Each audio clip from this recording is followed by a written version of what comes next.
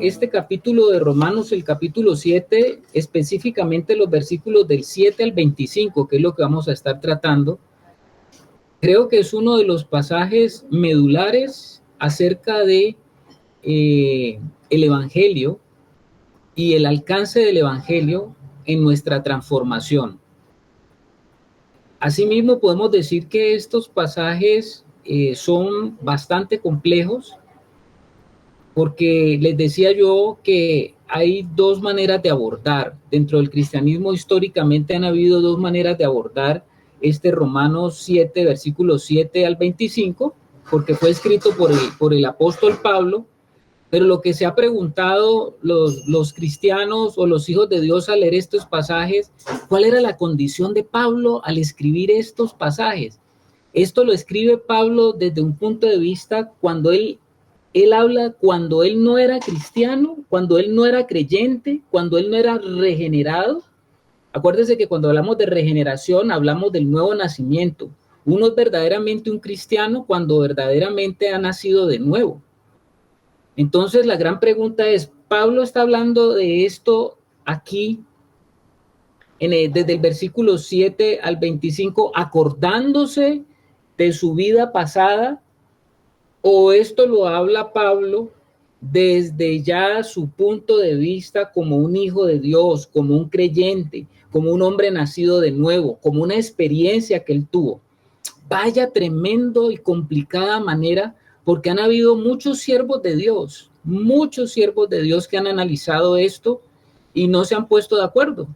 Unos han dicho que sí era un creyente cuando Pablo escribió esto hablando de su propia experiencia. Otros dicen que él se estaba refiriendo a cuando él no era creyente, cómo él percibía el cumplimiento cómo él percibía el cumplimiento del obrar, cómo era el obrar de Pablo antes y cómo él pudo lograr entender la vida en Cristo. Bueno, yo creo que nosotros vamos a tratar de darle unas pinceladas, porque en la medida que vamos avanzando, pues haremos comentarios. ¿Cómo les parece a ustedes que hay uno de los hermanos más tenaces que ha habido en la historia del siglo XX del cristianismo? Yo no sé si ustedes han oído hablar de él, pero es un hermano muy, muy precioso, que se le reconoce a él como el expositor bíblico más sobresaliente del siglo XX, el expositor bíblico más importante del siglo XX, y es el doctor Martyn Lloyd-Jones. Y el doctor Martyn Lloyd-Jones, es muy interesante la vida de este hombre, porque él nació en Gales, y él tenía una prometedora carrera de la medicina y ya estaba a punto de seguir en su escalonamiento en la profesión de la medicina, pero el doctor Lloyd-Jones se retiró de la medicina. Eso fue sorprendente para todos, pues, los que lo conocían, porque era un hombre muy brillante, y se fue él por un llamado del Señor, se fue a pastorear una pequeña congregación. Y pues el doctor Lloyd-Jones toda su vida la dedicó para el servicio del Señor. Y creo que fue una gran bendición para todo el pueblo de Dios, ¿no? Con solo hacerles un comentario, que él, cuando habla de Romanos 7, ¿cómo les parece a ustedes que el doctor Lloyd-Jones del Romanos 7, del versículo 1 al 8, expuso más de 27 sermones? ¿Cómo le parece? Y del capítulo 7, del 14 al 25, estuvo él predicando 6 sermones. O sea, era un hombre muy erudito, ¿no? En las escrituras. De él se encuentran hoy tomos y tomos acerca del libro de la carta a los romanos. Cuando uno busca los comentarios del doctor Lloyd Jones, porque él era un expositor de la palabra de Dios, así como lo estamos haciendo, ¿no? Versículo por versículo. Eso se llama la forma de predicar expositiva, versículo a versículo. Y él logra sacar aproximadamente del libro de Romanos como 15 tomos. ¿Cómo les parece a ustedes? De la carta a los romanos. Estamos hablando de tomos. Cuando él entra y se le pregunta acerca del libro de Romanos, ¿qué pensaba acerca de esta porción que estamos hablando?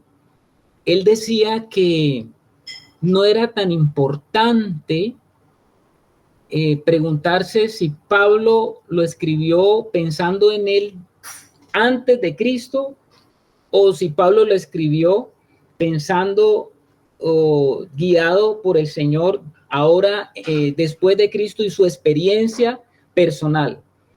Él dice que no, ese no debería de ser el enfoque. Bueno, independiente a eso, nosotros vamos a tratar de ver algunas cositas y quizás tengamos algunas pinceladas para que nosotros abordemos y tratemos de entender y decir, bueno, ¿qué podemos ver nosotros? Sabiendo que es un tema muy sensible para, como les digo, dentro del cristianismo. Vamos a comenzar entonces, hermanos. Vamos a comenzar ahí en el versículo 7, después de que el resumen que nos hizo la hermana Luz, donde nos habló de la analogía que Pablo hizo del matrimonio acerca de el hombre que quería cumplir con la ley bajo el antiguo pacto, porque hace una analogía del matrimonio Pablo tratando de explicar qué es cómo, o sea, el cumplimiento de la ley y el entrar en el nuevo pacto es como una mujer que está atada a un hombre y que tiene que tener ciertas características para ella poder permanecer con ese hombre, pero que en esa relación, dice Pablo, pues es una relación distante, es una relación rígida, es una relación que no hay vida. Sin embargo, la mujer está con este hombre y dice que hasta que ella está con este hombre, pues tiene que guardar su matrimonio, pero dice que al final, cuando viene el nuevo pacto, es como si la mujer viera que ese antiguo pacto ha muerto, como ese viejo hombre ha muerto, ese esposo ha muerto, y entonces ella ahora, dice Pablo, es libre para casarse nuevamente. Y entonces ahí aparece la figura del nuevo pacto y aparece el nuevo hombre que es el Señor Jesucristo.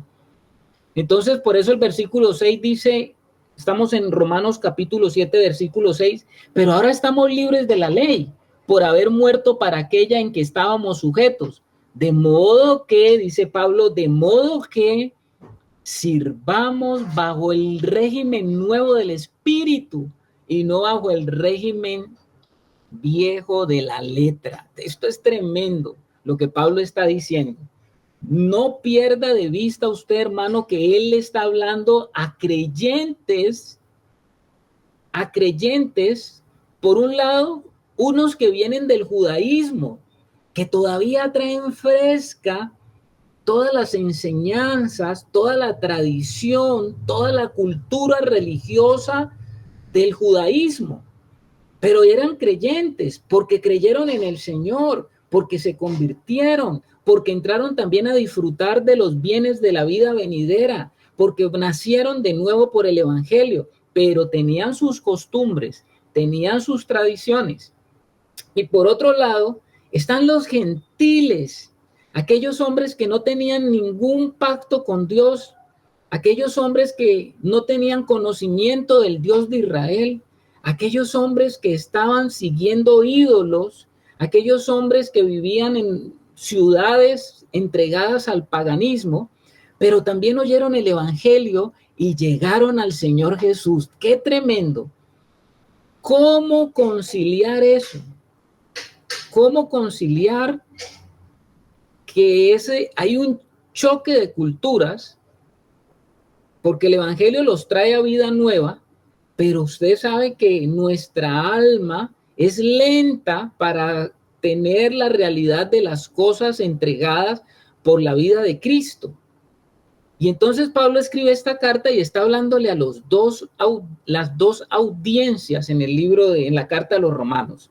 Están esas dos audiencias. Y entonces Pablo va a decir, dado que él dice que pero ahora estamos libres de la ley, él dice, la mujer se ha liberado de la ley, ya no tiene ese marido, entonces usted diría, un gentil como nosotros, que no conocía mucho lo de la ley, diría que bueno, se murió ese esposo que representa la ley. O sea, morimos a la ley. O sea, si morimos a la ley, porque la ley, ¿qué es? Debe ser mala. Podría uno pensar, ¿no? Porque si usted ve que un marido le está dando mala vida a una mujer, usted dice, el marido es malo. Pero fíjese lo que está diciendo Pablo. Y va a hacer una pregunta. El apóstol Pablo, en esa sabiduría espiritual, él siempre lleva, esto es un escrito, él no está con la audiencia allí, pero él inmediatamente asume una posición de como alguien que está leyendo, está escuchando también la carta. Recuérdese que en esa época las cartas que llegaban, se paraba una persona, un hermano en medio de la congregación y leía la carta a la iglesia. Entonces Pablo, él entendía que cuando se leyera la carta, entonces Pablo se ponía como alguien que estaba escuchando la carta que se estaba leyendo, y Pablo entonces decía, bueno, la pregunta que puede resultarle sobre todo al lado de los gentiles, y la duda que puede generarse al lado de los judíos, porque los judíos podían decir, ¿qué está diciendo este hombre? ¿Qué está diciendo Pablo? Si la ley la hemos guardado nosotros durante tantísimos años, entonces va a decir ahora que la ley es mala. Lo mismo podían pensar los gentiles, ¿no? Podían decir, ay, qué bueno que se murió ese marido, que es la ley, ha de ser malo entonces. Entonces Pablo va a hacer la pregunta de un auditorio que está como confundido con lo que él está diciendo, y él aclara. Pablo aclara y dice, ¿qué diremos pues? ¿Qué diremos? Estamos en el versículo 7, hermanos. Tome ahí la escritura usted también. ¿Qué diremos pues? ¿La ley es pecado? ¿La ley es pecado? ¿Ese viejo marido es malo? La ley es pecado, dice Pablo, en ninguna manera. En ninguna manera. Y va a decir algo bien interesante. Dice, pero yo no conocí el pecado sino por la ley, porque tampoco conociera la codicia si la ley no dijera, no codiciarás. Pablo en ese versículo dice tampoco, pero dice tanto. Vamos a ver, vamos a tratar de abordar entonces este pasaje. Sabemos que Pablo les está hablando a esos hijos del viejo régimen, como lo dice en Romanos 7:5. Romanos 7:5 dice, porque mientras estábamos en la carne, las pasiones pecaminosas que eran por la ley, obraban en nuestros miembros llevando fruto para muerte. Nosotros sabemos que mientras vivíamos en nuestra fuerza natural, sea judío o sea gentil, estábamos en la carne, controlados por la carne, controlados por la vieja naturaleza, por esa naturaleza que todos heredamos de Adán. Y como vivíamos por esa naturaleza, y esa naturaleza es una forma de ser, es una forma de actuar que no tiene en cuenta a Dios, porque todo el hombre que nace sobre este mundo nace separado de Dios. Eso lo dice la Biblia. Por cuanto todos pecaron, dice Pablo ahí en Romanos, están destituidos de la gloria de Dios. Todo ser humano, yo esto lo recalco mucho, pero ya hemos hablado de esto.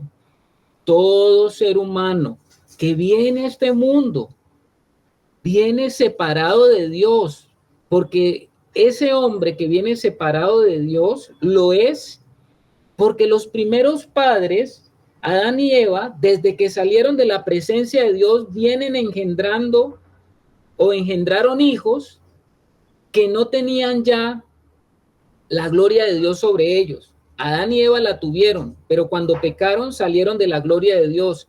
Y desde que ellos salieron de la gloria de Dios, han producido hijos que están separados de la gloria de Dios. Eso es lo que la Biblia llama muerte espiritual para Dios. Entonces, ese hombre que vive por la carne, porque se le llama carne al estado bajo la cual condiciona la vida de ese hombre, porque ese hombre está guiado por los deseos de esa naturaleza caída. Y esa naturaleza caída tiene deseos permanentes que son pecaminosos, porque esos deseos siempre van en contra de la voluntad de Dios. Esto es lo que dice la Escritura, no lo digo yo. Pero esa naturaleza, lo que está diciendo Pablo es que esa naturaleza es estimulada por la ley. ¿Cómo? ¿Cómo así que esa naturaleza carnal, esa naturaleza caída, es estimulada por la ley? Entonces la ley es mala porque me estimula. Voy a leerles otro pasaje, este mismo pasaje, perdón, se lo voy a leer desde otra versión de la Escritura. Voy a leerlo en la Nueva Traducción Viviente, para que le presten ustedes atención, para tratar de descubrir qué es lo que Pablo nos está queriendo decir. Cuando vivíamos controlados por nuestra vieja naturaleza, los deseos pecaminosos actuaban dentro de nosotros y la ley despertaba esos malos deseos que producían una cosecha de acciones pecaminosas, las cuales nos llevaban a la muerte. Esta es otra versión del mismo versículo 7. Te lo vuelvo y te lo repito. Cuando vivíamos controlados por nuestra vieja naturaleza, estábamos controlados por nuestra vieja naturaleza, sí. Todo ser humano que nace en este mundo caído está controlado por su vieja naturaleza, sí. Esa vieja naturaleza lo único que hace producir es deseos, deseos, deseos. Y esos deseos pueden ser, acuérdense que esos deseos parten de ese árbol del conocimiento del bien y del mal. Y esos deseos pueden ser para el hombre buenos o malos, porque nosotros no podemos decir solamente que son malos, porque hay también los buenos deseos que pertenecen a ese mismo árbol, porque los buenos deseos que parten desde nuestra naturaleza carnal tampoco le agradan a Dios, y eso lo tenemos que tener en cuenta. Los buenos deseos que nacen de nuestra naturaleza carnal no cumplen la voluntad de Dios ni agradan a Dios. Y esto nos va bajando un poquito a nosotros del cogollo, como dice uno. Cuando vivíamos controlados por nuestra vieja naturaleza, los deseos pecaminosos actuaban dentro de nosotros y la ley despertaba. Ojo con eso. La ley despertaba esos malos deseos que producían una cosecha de acciones pecaminosas, las cuales nos llevan a la muerte. Acuérdense que el Señor dijo desde el principio a Adán y Eva, de este árbol no comerán. Ese es el árbol del conocimiento del bien y del mal, porque ciertamente el día que coman de él, morirán. Y entonces dice Pablo, pues la paga del pecado es la muerte. Entonces, el cumplir esos deseos, el llevar a cabo esos deseos, el tener esos deseos, siempre nos van a conducir a muerte. Pregunta, ¿cómo puede ser eso? ¿Cómo puede ser eso que algo como la ley que viene de Dios nos estimula o estimulaba o despertaba los deseos pecaminosos? Pues yo creo que es sorprendente que algo tan desagradable para Dios como lo es el pecado sea estimulado por la ley. Esa es una gran pregunta, ¿no? Cuando nuestra naturaleza vieja, presta atención, estaba activa, los deseos pecaminosos actuaban dentro de nosotros. Nos hacían desear lo prohibido por Dios. Eso lo ha generado el pecado con el cual todos nacemos. Porque esos deseos que surgen de un corazón separado de Dios, esos deseos que nacen de esa vieja naturaleza, van en contra de Dios. Ahora, si la ley era la que estimulaba o instigaba esos deseos carnales o pecaminosos, entonces Pablo va a hacer la pregunta del versículo 7. ¿Qué diremos? ¿La ley es pecado? Y él mismo la responde, en ninguna manera. La ley no es pecado. Pero preste atención a esto. Pero fue la ley la que me enseñó que en mí había pecado. Es la ley la que me enseña a mí que hay pecado en mi vida. ¿Usted puede entender la sabiduría de Dios? A ver, te lo explico. Jamás habríamos tenido conciencia o me habría dado cuenta que el pecado estaba arraigado en mi corazón y que se encontraba allí siempre, no por ratos, siempre y en cada instante de mi vida el pecado ha estado allí. La ley me ha mostrado qué es lo que el pecado ha hecho de mi vida y con mi vida. Por tanto, me muestra que el pecado hace parte de mí. No sé si lo estás entendiendo, mi hermano. Es como decir que el pecado ha sido uno conmigo todo el tiempo. El hombre caído, por supuesto, no entiende o no entendía y pensaba que no había nada tan malo en él y hubiera seguido así si no hubiera una ley que me mostrase la cruda realidad. Te lo explico de una manera sencilla. Tú vas por una autopista.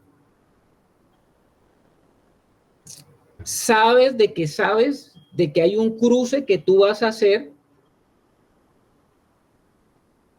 y tú entiendes que ese cruce que vas a hacer, vas a cambiar de carril y dar la vuelta, tú entiendes que eso no está bien. Algunos lo saben, otros no, otros lo ignoran, otros dan la vuelta y cruzan allí, porque ¿por qué cruzan y dan la vuelta allí y no sienten nada? ¿Por qué? Les hago la pregunta a ustedes a la sala. ¿Por qué? ¿Sí me hice entender? A ver, el hermano Germán. Porque la naturaleza que gobierna a quien está haciendo eso es una naturaleza de desobediencia, es una naturaleza de ir en contra de las normas establecidas y camina bajo sus bajo su propia forma de percibir ella las cosas. Entonces, yo creo que tiene mucho que ver con ese propósito de la ley, ¿no? Según lo que tú estás diciendo, entonces la ley nos lleva es a identificar la condición en la que nosotros vivimos, pero solamente cuando escuchamos el Evangelio, que es obra del Espíritu Santo, porque yo puedo vivir muchos años esclavo de mi pecado y la ley despertando todo eso en mí, mostrándome que si ella dice, que si dice no matarás, que si dice no mentirás, pues cada vez como que yo más manifiesto que sí lo hago, que mi naturaleza es ser un quebrantador de la ley y yo vivo de una manera muy natural ese comportamiento y esa vida, pero solamente cuando viene el Espíritu Santo es que me convence de esa realidad y de que yo estaba esclavo. Entonces creo que en medio de esas en medio de esa primera condición en la que uno vive, pues ahí por eso es que es tan fundamental y tan necesario para el hombre el Evangelio, para que el hombre pueda ser convencido de su condición, para que el hombre pueda entender cuál era el propósito de la ley. Porque si nosotros tratamos o si se le trata de explicar esto a alguien que no ha nacido de nuevo, pues no lo va a entender, simplemente lo ve de una manera natural, pero no hay esa comprensión de qué es la ley, de cuál es su propósito y de la condición de esclavitud que vive. Bueno, Germán dio una respuesta elevada, ¿no? Pero vamos a tratar de situarnos en el ejemplo que estoy colocando. Usted va por una autopista y usted voltea a la izquierda y lo ha hecho durante muchos años y lo viene haciendo durante muchos años y lo sigue haciendo hasta que un día lo para un guarda de tránsito a usted y le dice, mi querido amigo o mi querida amiga, usted está violando una ley de tránsito, usted está cruzando aquí y aquí no se puede hacer el cruce. Y vamos a suponer que usted honestamente no sabía. ¿Qué pasa entonces con esa persona? ¿Qué viene a ella? ¿El conocimiento de qué? ¿Me hago entender, De la hermano? ley. A ver, hermana Rebequita, qué bueno escucharte desde allá, desde Quito. ¿Cómo estás, Carlitos? Dios les bendiga a todos. Sí, lo que tú tratas de decir en realidad es justamente lo que estaba pensando. Es cuando desconocemos la ley, pero eso no nos justifica. El hecho de desconocer la ley, la persona que estuvo virando todo el tiempo a la izquierda, desconocía la ley y lo estuvo haciendo por desconocimiento, pero eso no le exime de que había una ley que le decía que no curve a la izquierda y por lo tanto estaba infringiendo esa ley, ¿no? Entonces, justamente lo que estamos hablando, ¿no? Mientras no conocíamos la ley, vivíamos en el pecado y en pecado, pero eso no nos eximía de que la paga del pecado es muerte. Y la muerte estaba ahí como consecuencia del pecado, ¿no?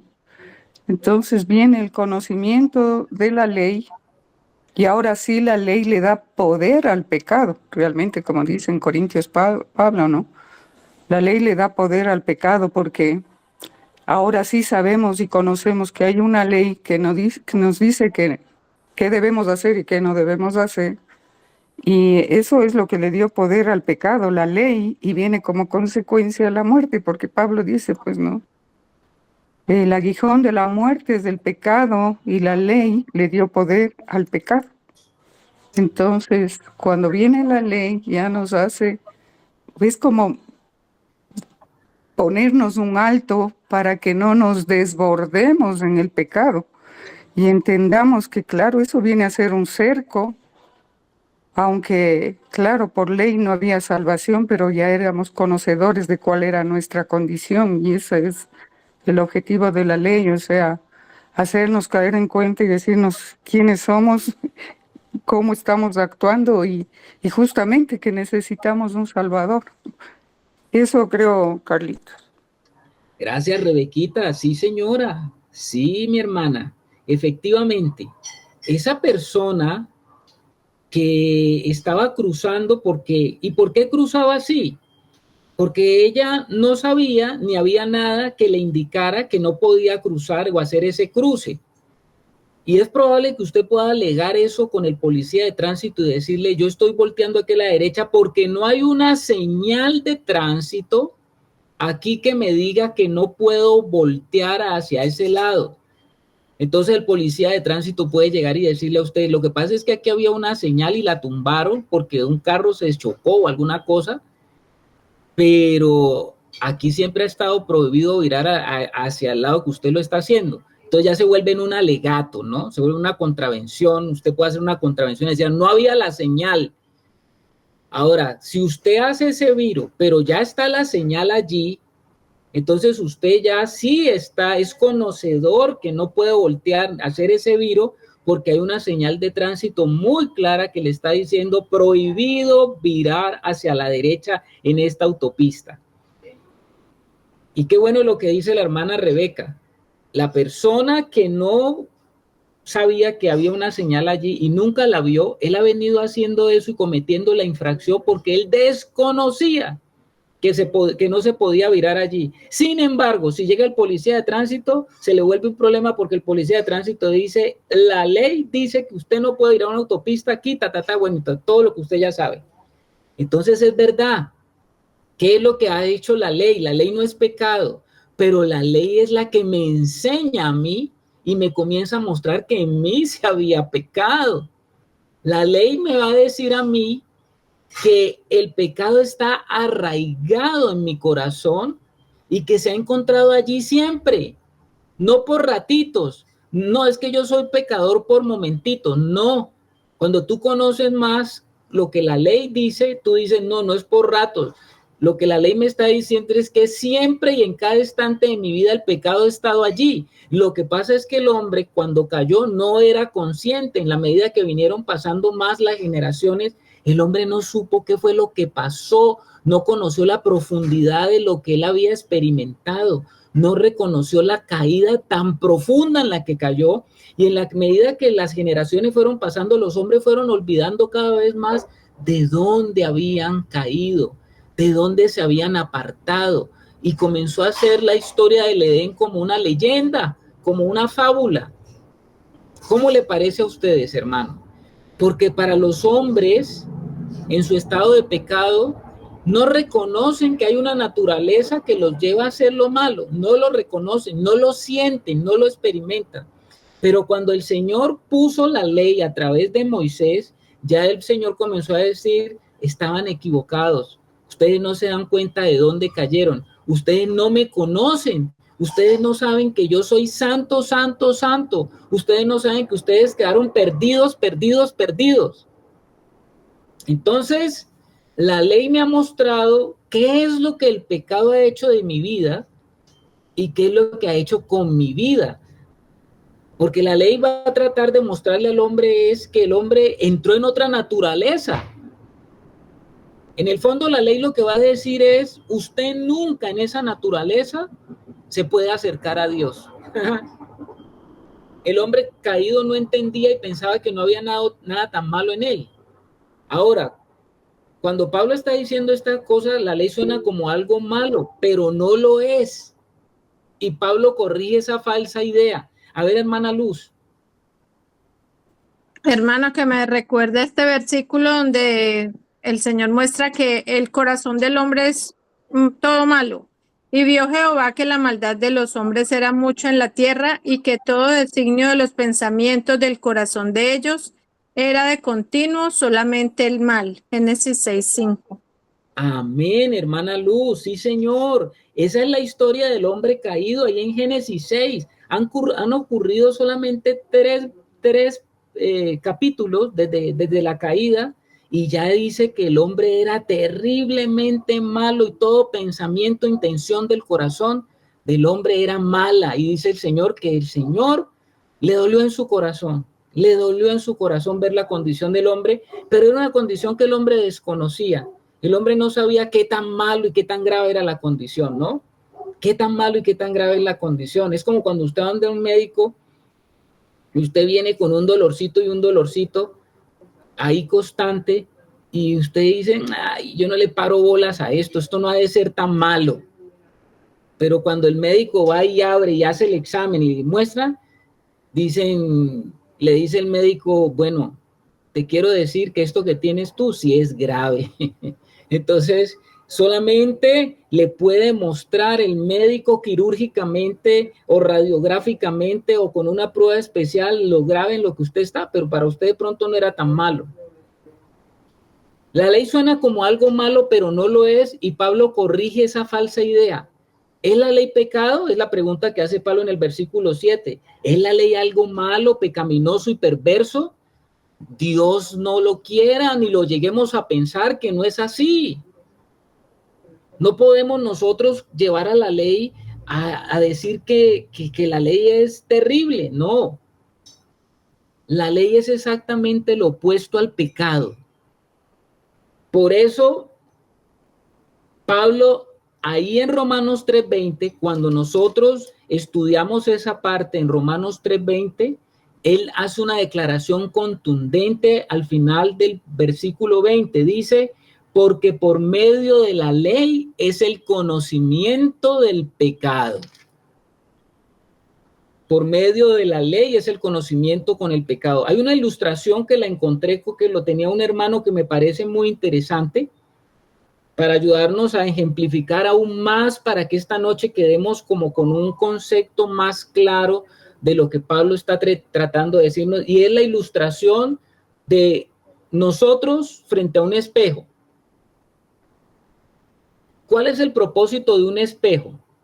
El propósito de un espejo es mostrarle a la persona que su rostro está sucio.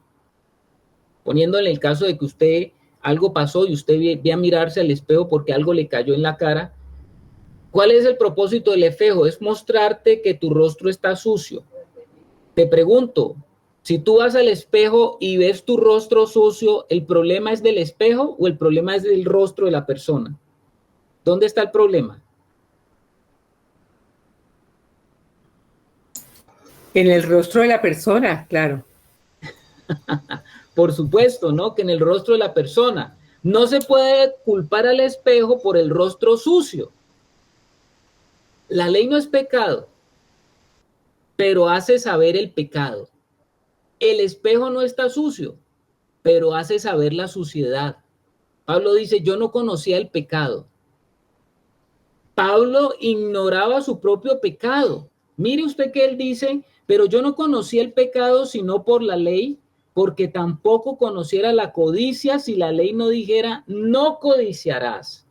Pablo ignoraba su propio pecado. ¿Qué es lo que quiere decir esto? Antes de que apareciera el espejo, la persona pensaba que tenía el rostro limpio. Así como el espejo muestra la suciedad, la ley muestra y convence al hombre de su pecado. A ver, Anita. Carlitos, es que me gustaría compartirles esta versión de la Biblia al día que ayuda también a aclarar mucho. Dice, la ley no es pecado, pero fue la ley la que me enseñó que en mí había pecado. Jamás me habría dado cuenta del pecado que había en mi corazón, ni de todos los deseos perversos que encerraba, si la ley no me hubiera dicho, no darás albergue en tu corazón a los deseos impuros. Pero el pecado usó aquella ley que condena los deseos perversos para despertar en mí los deseos impuros. Si no hubiera ninguna ley que transgredir, técnicamente nadie pecaría. Sí, muy claro, Anita. Muy claro, mi hermana. En verdad, gracias. Vamos a ir tejiendo parte por parte. ¿Sí, mi hermana? ¿Listo? Bueno, ok. Como estaba diciendo la hermana, si no hubiera una ley que transgredir, pues el pecado estaría como inactivo, ¿no? O muerto.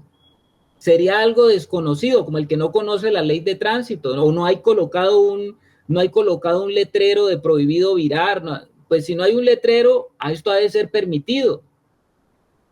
Pero al venir el mandamiento, o sea, al venir la señal de tránsito con esa raya que es oblicua que dice prohibida, el pecado revivió y usó aquella ley de condena para despertar en mí los deseos impuros. Vaya, vamos a seguir aquí deshilando esto, mis hermanos. Nosotros sabemos que el pecado entró por la desobediencia de Adán. Bueno, de Eva, pero la responsabilidad, el Señor llamó fue primero a Adán. Desde Adán el pecado está en nosotros. El hombre no sabía su condición de pecado y entonces el hombre vivía sin conciencia de lo mal que estaba. Como no había ley todavía, usted sabe que la ley surgió por allá, después de Adán y Eva con Moisés. Sin embargo, aunque no había una conciencia exacta, sí sabe usted que hay una conciencia en el corazón del hombre que le avisa que algo está mal, como cuando usted está volteando a la derecha y usted, bueno, aquí no está, no dice específicamente, no, aquí no se ha de hacer eso, pero que hagámoslo porque aquí no hay nada que lo prohíba. Cuando vino el pecado, revivió. Cuando vino la ley, ¿qué pasó con el pecado? Revivió. ¿Y qué pasó? Se me hizo evidente que yo estaba vendido al pecado porque toda intención y deseo de mi corazón era continuamente el mal. Por ejemplo, ustedes ven aquí que Pablo da el ejemplo específico de cómo la ley le dio a conocer el pecado. ¿Cómo la ley le dio a conocer el pecado a Pablo de que él tenía una naturaleza pecaminosa? Y él utiliza el 10º mandamiento. ¿Cuál es el mandamiento que utiliza Pablo? A ver, hermanos, ¿Cuál es el mandamiento que utiliza Pablo de la ley? La codicia. Exactamente, gracias Rebeca. La codicia. ¿Qué es codicia? Cuando usted busca el significado de la codicia, usted sabe que o encuentra que la codicia es un deseo fuerte, es un deseo candente, es un gran anhelo por lo que alguien más tiene. Dice el diccionario eso. Yo te lo voy a traducir de la siguiente manera. La codicia es el deseo intenso o ardiente por algo que no poseo. Vuelvo y te digo, la codicia es ese deseo ardiente, vehemente, que está anidado en mi corazón por algo que yo no poseo. Yo, o parafraseándolo a Pablo, yo había sido ignorante de este terrible pecado de codicia que había en mí, excepto por el hecho de que Dios tiene un espejo excelente, especialmente adecuado para revelar la codicia de mi propio corazón. Cuando el Señor dice, no codiciarás, es cortico, contundente, no codiciarás. ¿Qué es lo que el Señor estaba diciendo? No tendrás, ojo con esto, no tendrás un fuerte deseo por las cosas que otros tienen o por las cosas que no son tuyas. Eso es lo que Dios estaba tratando de decir. Y Dios tiene un espejo, ustedes saben, y ese espejo, que es la ley, para mostrarnos cada tipo particular de suciedad que tenemos. Y la suciedad de la codicia, en este caso, el espejo se llama 10º mandamiento. Voy a explicar un poquito más esto. Atención, hermanos, preste atención, porque esto es muy importante. Ustedes saben que como fariseo, porque Pablo fue desde niño, fue llevado o fue vinculado a la secta de los fariseos, que era la secta más estricta del judaísmo, guardadora de la ley. Vamos a tratar de descifrar qué es lo que está diciendo Pablo. Como fariseo, Pablo no sabía qué era lo que no sabía Pablo, siendo fariseo, que tener un deseo ardiente dentro de sí mismo era ya un pecado. ¿Cómo así? O sea, como fariseo, Pablo solo pensó que el cumplimiento o el obrar de ese fuerte deseo era lo que se consideraba como pecado. Es decir, ¿cuál era de pronto el pensamiento de Pablo como fariseo? Que uno puede sentir una fuerte atracción por alguien. Esto es un ejemplo, voy a poner un ejemplo, pensando en lo que como Pablo de pronto concibía las cosas. No se pierda, por favor, no se pierda. Vamos a tratar con un ejemplo de ejemplificar de pronto lo que Pablo podía como fariseo haber pensado. Usted puede llegar a tener una fuerte atracción por alguien, ¿cierto? Usted puede llegar en su corazón a desear llegar a tener algo más íntimo con una persona. Llegar hasta una relación ya íntima. Desde la perspectiva del hombre cumplidor de la ley, considerando a Pablo como fariseo, Pablo podría sentir que no era pecado. ¿Qué podía considerar Pablo según el guardar todas las cosas como lo guardaban los fariseos? Para Pablo era pecado solo si usted llega a entrar a consumar esa relación íntima. Y para el que conoce la ley de manera informativa, nada malo hay con el deseo. Eso no es pecado. Hermanos en la sala, ¿me estoy dando a entender? ¿O se perdieron? Levánteme el dedito allí, hermanos. Si estamos ok. Por lo menos Wilson, Eliana. Bueno, aquí. ¿Sí estamos entendiendo el ejemplo? Tratando de descubrir qué es lo que Pablo estaba diciendo. Sí, Carlitos. Amén. A ver, Germán. Pues que mientras no lo llevara a cabo no pasaba nada con que él tuviera todos esos deseos en su corazón mientras no se materializara, o sea que él estaba cumpliendo la ley. Exactamente. Y así funcionaba el mundo de los fariseos con la ley. Bueno, no hay problema que yo anide en mi corazón cosas, porque el problema es de que yo no haga cosas. Entonces, ¿puedo yo tener esas imágenes o esas cosas en mi corazón con esas personas, sea hombre con mujer o mujer en relación con el hombre? Para el fariseo, el problema era llegar al acto, llegar a lograr, pero no había tanto problema en lo otro, ¿no? No había tanto problema, no era pecado. Pero ¿qué fue lo que descubrió Pablo? Pablo, a través del Espíritu, el Espíritu le habló al corazón de Pablo acerca de la ley cuando le dijo, no codiciarás. O sea, ¿qué es lo que llegó a entender Pablo? Tomando como ejemplo lo que estamos hablando. No codiciarás es, no tendrás el fuerte deseo de llegar a una relación íntima con esa persona. Ni siquiera el deseo, porque la ley lo que me está llevando es, el no codiciarás me está llevando a un considerar que cuando yo estoy pensando en ese deseo y le estoy dando cabida a ese deseo, ya estoy teniendo problemas porque me encuentro en esa condición de pecado. ¿Por qué Jesús decía y le decía a sus discípulos, cuando le ponía de referencia a los fariseos, Jesús decía, hagan lo que ellos dicen, pero no hagan como ellos hacen? Uno de los más fuertes reprimendas contra los fariseos la hizo Jesús cuando dio un discurso contra ellos. ¿Qué discurso? El discurso de los ayes, ¿se acuerda? Cuando le dijo a ellos generación de víboras, cuando le dijo sepulcros blanqueados, que por fuera parecen blancos, pero por dentro están llenos de inmundicia. Tremendo esto, hermanos. Ahora, ¿a quién se lo estaba diciendo? A hombres cumplidores de la ley. ¿Acaso Pablo como fariseo no era un cumplidor de la ley estrictamente? Pregunto, ¿era Pablo un cumplidor de la ley estrictamente o no?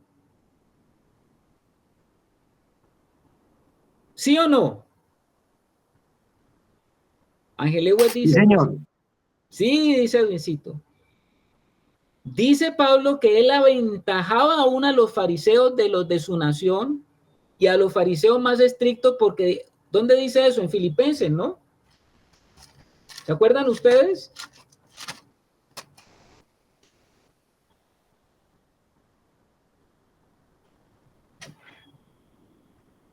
Dice así Filipenses capítulo 3, Pablo hablando en esta carta escribe lo siguiente, aunque yo tengo también de qué gloriarme en la carne, si alguno piensa que tiene de qué confiar en la carne, yo más, circuncidado el 8º día, del linaje de Israel, de la tribu de Benjamín, hebreo de hebreos, en cuanto a la ley fariseo, en cuanto a celo perseguidor de la iglesia, en cuanto a la justicia, que es la ley irreprensible.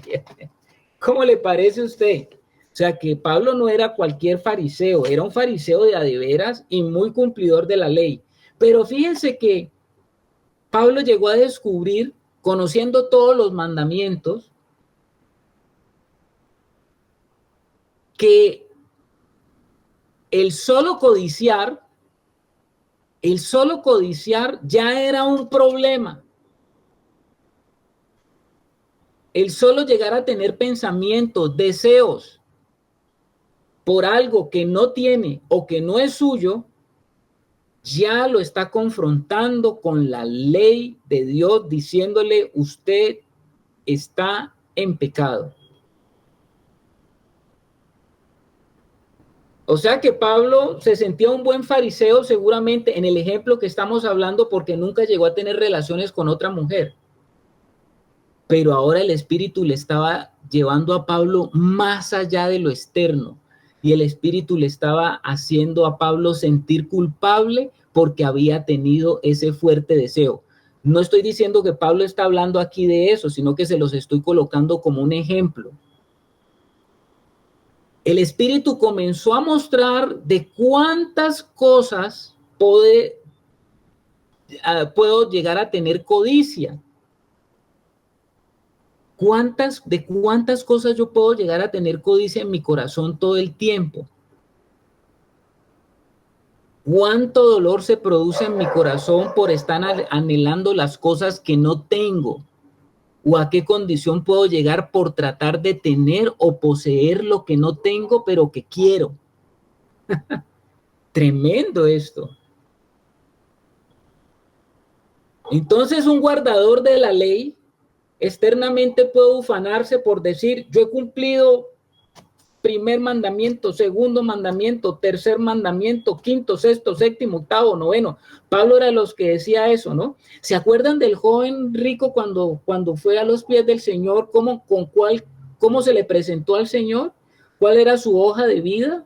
¿Cómo él le dijo al Señor, bueno, Señor, quiero decirte una cosa. Yo soy perfecto en guardar la ley.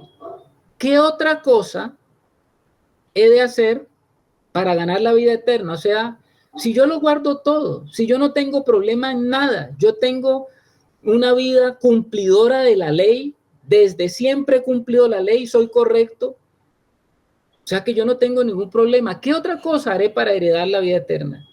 ¿Y cuál creen ustedes que es el mandamiento que el Señor no toca allí?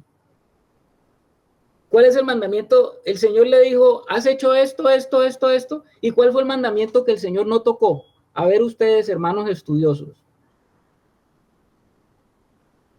En el joven rico. Justamente, perdón, Carlitos, justamente la codicia, porque le dijo, está bien, todo eso has cumplido, ahora sí, vende todo lo que tienes y dalo a los pobres. Ahí fue cuando dijo eso, no, justamente Sí, fue la codicia, ¿no? justamente. ¿No les parece muy extraño que justamente el que se creía guardador de todo, y cuando el Señor le dijo, has cumplido esto, esto, esto, esto, y él le dijo, todo eso lo he cumplido, el único que no le mencionó el Señor fue la codicia? Ese no se lo mencionó, porque el Señor se lo llevó y se lo puso en la cara en la práctica, porque el Señor le dijo, bueno, si tanto entonces has hecho y quieres cumplir y entrar en el reino de Dios, pues muy sencillo, vende todo lo que tienes y dáselo a los pobres. Ah, no, yo no, eso no lo voy a hacer. ¿Qué atesoraba ese hombre en su corazón? Quería algo más allá del dinero, codiciaba la vida eterna, pero no estaba dispuesto a soltar lo que tenía para ganar lo más importante. ¿Cuánto dolor se produce en mi corazón por estar anhelando las cosas que no tengo? ¿O a qué condición puedo llegar por tratar de poseer? ¿De dónde vienen todos los problemas del ser humano, no? Eso lo dice Santiago. Pedís y no recibís. No recibís porque pedís mal. ¿Se acuerdan lo que dice Santiago? Porque codiciáis y no tenéis. O sea que el Espíritu Santo es muy arquitecto en esto que nos está hablando, porque Pablo toca justamente el punto de la codicia. Algo descubrió Pablo allí. Cuando usted lee Filipenses 3, 4, 6 en otra versión, en la Nueva Traducción Viviente, lo que acabamos de leer dice, era tan fanático, dice la Nueva Traducción Viviente, era tan fanático que perseguía con crueldad la iglesia, y en cuanto a la justicia, obedecía la ley al pie de la letra. Te leo otra versión, palabra de Dios para todos. Estaba tan dedicado a la ley y a las tradiciones de mi pueblo que perseguía a la iglesia y nadie podía reprocharme nada porque siempre obedecía la ley. Te pregunto a ti, hermanos de la sala, le pregunto a ustedes, ¿quién podría cuestionar la vida de Pablo en cuanto al cumplimiento de la ley? ¿Quién podía hallar en algo que no fuera recto conforme a los estándares morales del hombre religioso judío? ¿quién le podría a Pablo acusar? Según el estándar del cumplimiento de la ley externa, nadie. Correcto, hombre recto, impoluto. Pero de alguna manera podemos entender que Pablo fue confrontado consigo mismo, porque este mandamiento que dice no codiciarás fue el que lo aterrizó a su realidad. Pablo comenzó, por eso Pablo dice, y Pablo se está colocando en primera persona, el apóstol está hablando de sí mismo. Hay algunos que dicen que cuando Pablo dice que no conocía, que dice que no conocía la codicia si la ley no era, algunos hermanos dicen que cuando él está hablando de un estado de infancia antes de que pudiera discernir entre el bien y el mal. Algunos piensan eso, pero yo no pienso eso, hermanos, por lo que Pablo viene tratando. ¿Qué dice hermano Germán? Es que es tan trascendental esto de la codicia que pues nosotros sabemos que el milagro que obró el Señor en Pablo, ¿no? Primero le da esa ceguera y después le abre los ojos, pero es una vista ya dada por Dios, donde él comienza realmente a ver la condición de él. Y si nos remontamos al Génesis en la caída, pues en la tentación es donde la serpiente le dice a la mujer, en el versículo 5 del capítulo 3 le dice, sino que sabe Dios que el día que de él que comáis de él, serán abiertos vuestros ojos y seréis como Dios, sabiendo el bien y el mal. Y dice, y vio la mujer que el árbol era bueno para comer y que era agradable a los ojos y árbol codiciable para alcanzar la sabiduría.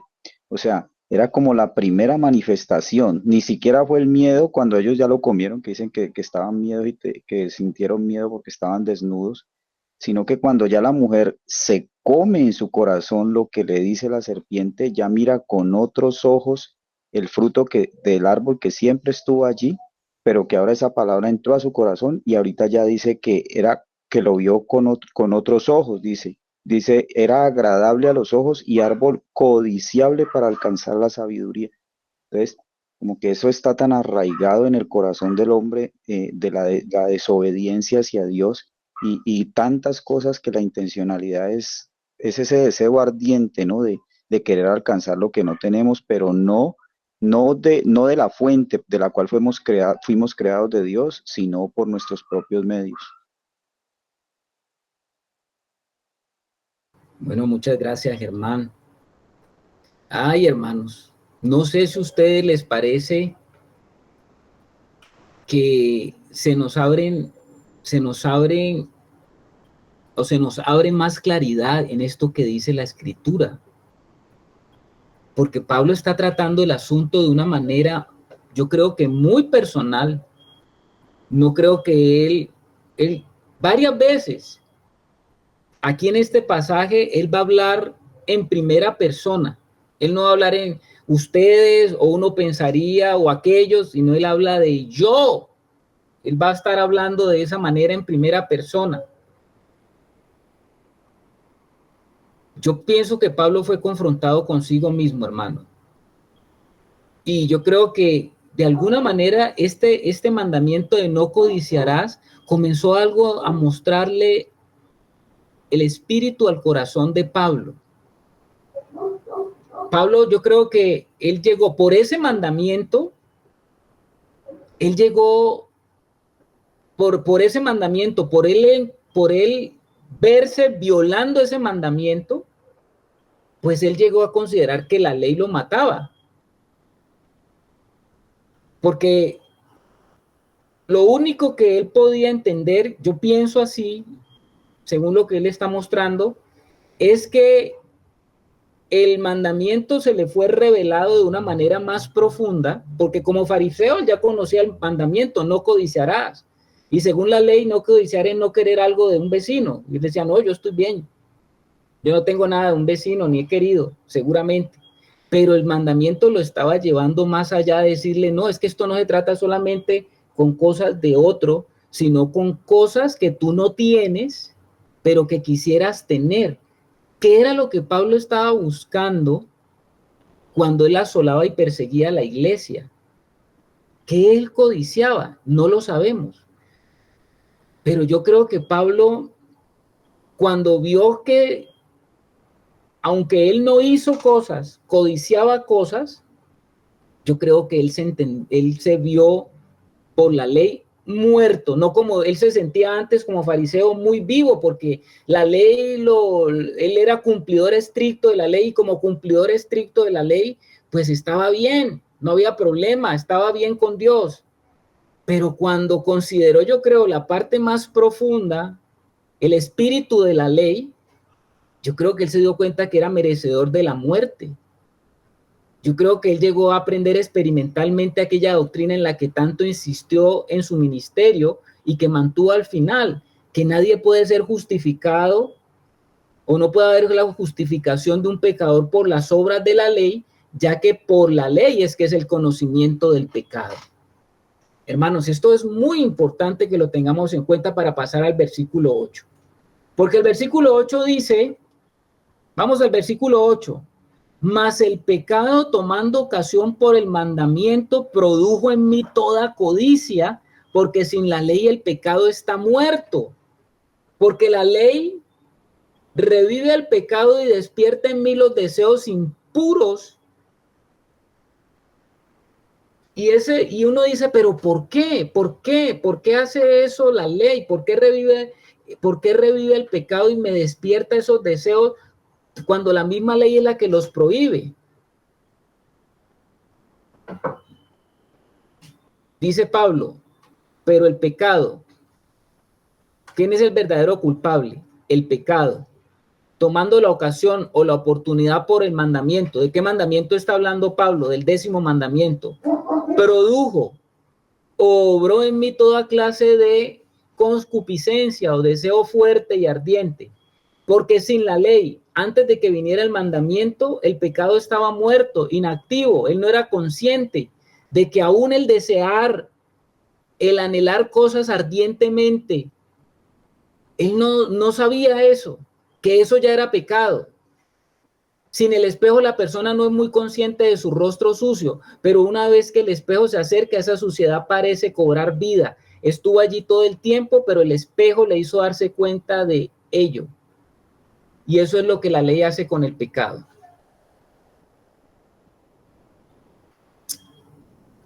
Hermanos, hasta ahí vamos en el versículo 8.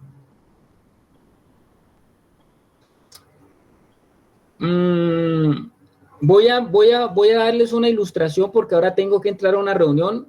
Estamos comenzando temprano justamente porque todo este tiempo, hasta quizás de noviembre, estamos organizando acá en Cali un ciclo de conferencias, hermanos, para la primera semana de noviembre, el 2, el 3 y el 4, Dios mediante. Entonces, con los hermanos de Cali estamos teniendo unas reuniones y por eso tengo que salir más temprano, a las 8:30, para conectarme con ellos. Entonces, hermanos, voy a dejarles una ilustración para que ustedes mediten en esa ilustración. Y después, dentro de 8 días, hablamos sobre esta ilustración y con referencia a lo que hemos estado explicando ahora en este versículo 7 y 8. Presta atención a esta ilustración. Dice así: un buen joven vivía en el campo y al lado de su casa había otra casa vecina que tenía un solar donde había un gran árbol de dulces manzanas. De cuando en cuando, aquel joven pasaba al solar del vecino, cogía y comía alguna rica manzana. Un día, los dueños pusieron una cerca de alambres y colocaron un letrero bien grande que decía: prohibido coger las manzanas. El buen joven, enardecido, comenzó a pensar que el vecino era muy egoísta y que de todas formas él no iba a dejar de desgustar las ricas manzanas. Este buen joven decidió poner su astucia a prueba e ideó mecanismos para tener las manzanas, ya que su deseo por comer las manzanas aumentó considerablemente. Muy adentrada la noche, rompió la cerca y con un instrumento modificado sacudió violentamente el árbol y tomó en un costal todas las manzanas que más pudo. Cuando iba en huida, fue descubierto y llevado ante un juez. El joven se defendió diciendo que el letrero no era específico y que él no estaba cogiendo las manzanas del árbol, sino que había recogido las manzanas que ya estaban caídas. Se le impuso la pena de pagar por las manzanas que llevaba. Enardecido por la sentencia, el buen joven ideó un plan y decidió acabar con el árbol. Su razonamiento fue: si acabo con las manzanas, ya no tendré el deseo de comerlas y ellos no podrán prohibir nada. Lanzó dardos de fuego al árbol de manzanas, que lo incendiaron, y con tan mala suerte que las fuertes brisas llevaron el fuego a la casa contigua y consumieron todos. Hoy, desde una celda de prisión, el buen joven piensa que sus vecinos fueron los culpables de todo lo sucedido por haber colocado esa cerca y ese letrero. Hasta ahí la ilustración, hermanos, para que ustedes mediten en ello. Hoy nos enciendes el corazón.